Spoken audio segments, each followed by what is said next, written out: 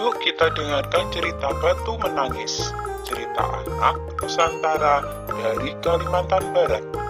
Pada zaman dahulu, di Kalimantan Barat hiduplah sebuah keluarga kecil. Sang ayah bernama Awang dan sang ibu bernama Sari.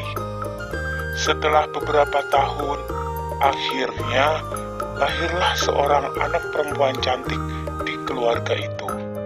Namun ada kejadian aneh terjadi ketika bayi yang diberi nama Putri itu lahir. Angin bertiup kencang dan langit menjadi gelap. Proses kelahiran ini ternyata mempengaruhi sifat Putri yang tidak sesuai dengan harapan orang tuanya. Setelah tumbuh menjadi gadis yang cantik, kelakuan Putri berubah menjadi pemalas. Kerjanya tiap hari hanya berdandan dan tak pernah membantu ibunya mengurus pekerjaan rumah. Sifatnya manja dan kekanak-kanakan. Setiap permintaan harus diturutin, tidak peduli keadaan orang tuanya. Suatu ketika, Putri diajak ibunya berbelanja ke pasar yang cukup jauh dari rumah. Mereka harus berjalan melewati banyak desa. Sepanjang jalan, Putri berjalan melenggak-lenggok seperti bidadari. Putri membiarkan ibunya kerepotan membawa belanjaan sendirian. Putri sengaja ingin mendapat perhatian para pemuda di sepanjang jalan. Dan memang di setiap desa, para pemuda mengagumi kecantikan Putri. Dan akhirnya, seorang pemuda memberanikan diri untuk menyapanya. "Hai gadis cantik," kata pemuda itu menyapa Putri. "Boleh aku berkenalan denganmu?" "Tentu saja," saut Putri. Akhirnya mereka berbincang dengan akrab. "Oh iya, namaku Jafar," kata si pemuda. "Kemana engkau akan pergi?" tanya pemuda itu penasaran. "Aku hanya melihat-lihat pemandangan desa saja," jawab Putri. "Oh iya? Seorang diri atau bersama ibu itu?" tanya Jafar lagi. "Oh, dia bukan siapa-siapa, hanya pembantuku," jawab Putri. Putri selalu menjawab seperti itu setiap kali ada pemuda yang bertanya kepadanya. Dia selalu bilang bahwa wanita yang bersamanya adalah pembantunya.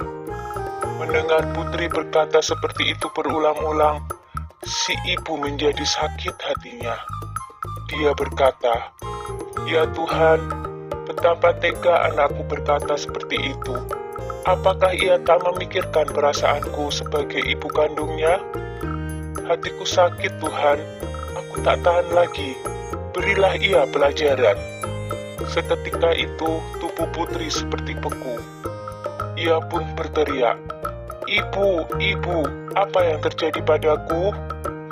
Ibunya tak menduga bahwa perkataannya menjadi doa dan dikabulkan oleh Tuhan. Ibunya menangis sedih, tak tahan melihat keadaan Putri yang mulai kaku seperti batu. "Ibu, ibu, tolong aku, Bu," teriak Putri lagi. Ibunya menggeleng dari jauh. "Tidak Tuhan, tidak. Aku tak ingin dia menjadi batu. Aku hanya ingin dia jera dan tidak mengulangi perilaku buruknya." Si ibu memohon kepada Tuhan agar anaknya tidak dikutuk menjadi batu. Putri terus menangis. Ia akhirnya menyadari semua kesalahannya terhadap ibunya. Tetapi semua sudah tak berguna. Penyesalannya datang terlambat. "Ibu, maafkan aku. Maafkan aku, Ibu." Tak lama kemudian, Putri pun terdiam. Dia telah berubah menjadi batu untuk selamanya. Jangan pernah menyakiti hati ibu dan orang tua kita, karena itu adalah perbuatan yang sangat tercela. Segeralah meminta maaf jika kita pernah menyakiti hati orang tua kita.